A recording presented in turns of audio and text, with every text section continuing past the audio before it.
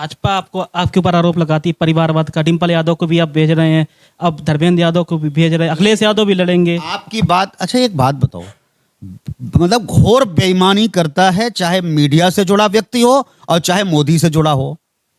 यहां आपके लोकल में जरा निगाह थोड़ी सी तेज करिए, आपको समझ में आएगा कि स्वर्गीय राम प्रकाश त्रिपाठी की बेटी छिबरा में उसे विधायक हैं, मंत्री भी रहीं और पैसा खाने वाली मंत्री रहीं। तो आप आरोप लगाते हैं विपक्ष के नाते।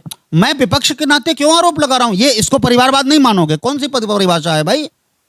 सुधांशु आदरणीय ब्रह्मदत्त द्विवेदी जी थे, उनके परिवार के दो लोग सदन में हैं, ये परिवारवाद नहीं है? प्रधानमंत्री जी, एक मेरा सवाल आप सुन लीजिए। पूज्य विजय बहादुर शाक्य जी, लाल बहादुर शाक्य जी थे, उनके बेटे सुशील शाक्य जी क्या सदन में नहीं है? इसको परिवारवाद, या तो फिर डेफिनेशन बताओ, परिभाषा बताओ कि परिवार किसे नहीं मानेंगे।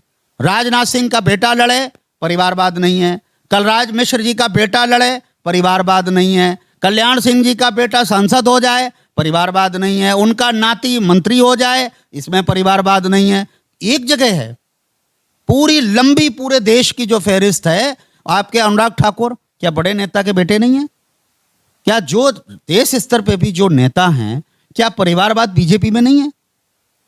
अभी प्रधानमंत्री ने floor of the house Lok Sabha में कहा कि जो काम करने वाले नेता हैं वो परिवारवाद के उनके ऊपर थोड़ा आरोप लगेगा, वो तो काम करने वाले। अखिलेश यादव जी पर आरोप ये लगता है कि वो राष्ट्रीय अध्यक्ष हैं एक पार्टी के। विश्व में लोग उन्हें महान नेता बताते हैं, मैं भी बस उसमें एक शब्द जोड़ता हूं कि पूरी दुनिया में किसी देश का प्रधान इतना ज्यादा झूठ बोलने वाला पूरे विश्व में नहीं है कोई।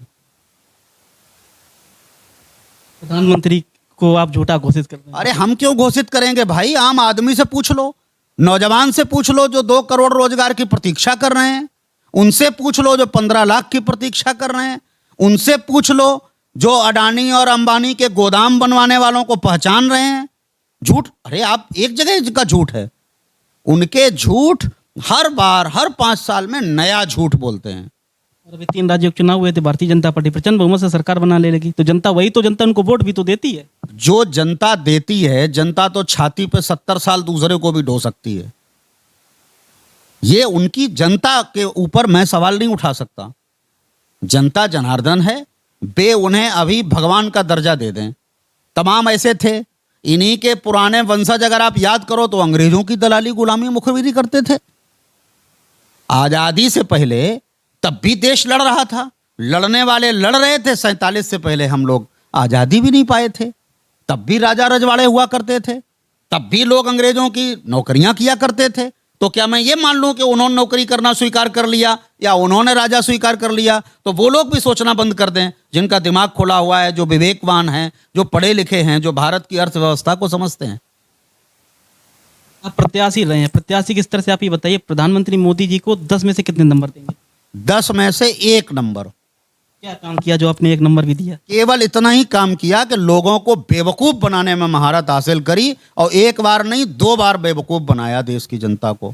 इसमें वो उन्हें 1 नंबर उनका इसी बात। भाई देखिए, कोई मदारी हो, कोई फकीर हो, कोई छलिया हो, कोई जादूगर हो, वो जादू अच्छा दिखा ले तो सत्य तो नहीं हो जाता। वो जादू दिखा के गुलदस्ता प्रस्तुत कर देता है, पब्लिक ताली बजाती है, जेब का 10-10 रुपया निकाल के और मदारी के खेल पे लुटा देती है। जब घर पहुंचती है तो समझ में आता है कि मिला क्या? अच्छे मदारी।